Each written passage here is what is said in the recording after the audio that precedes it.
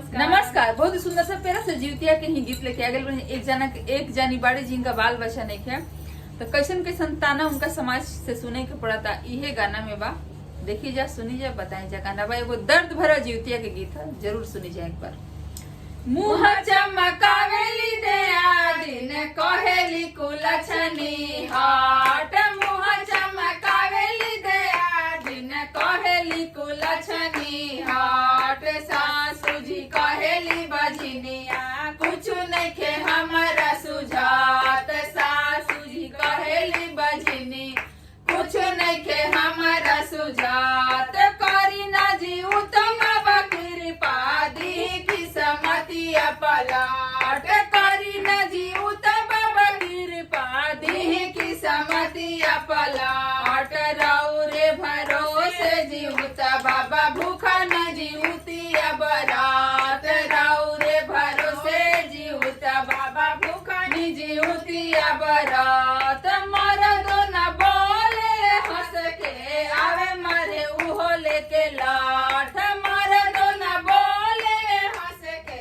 आवे मरे उहो लेके लाठ। गोदिया में दे दिला लनवा करिले कठिन बरात, गोदिया में दे दिला लनवा करिले कठिन बरात। रौरे भरोसे जीवता बाबा भूखा नि जीवतिया बरात, रौरे भरोसे जीवता बाबा भूखा नि जीवतिया बरात। बजनी के नमवा मिटा दी धुनी लेके केस देखी लाट, बजनी के नमवा मिटा दी धुनी लेके केस देखी लाट। गोदिया में दे दिला लनवा करिले कठिन बरात, गोदिया में दे दिला लनवा करिले कठिन बरात। रौरे भरोसे जीवता बाबा भूखा नि जीवतिया बरात,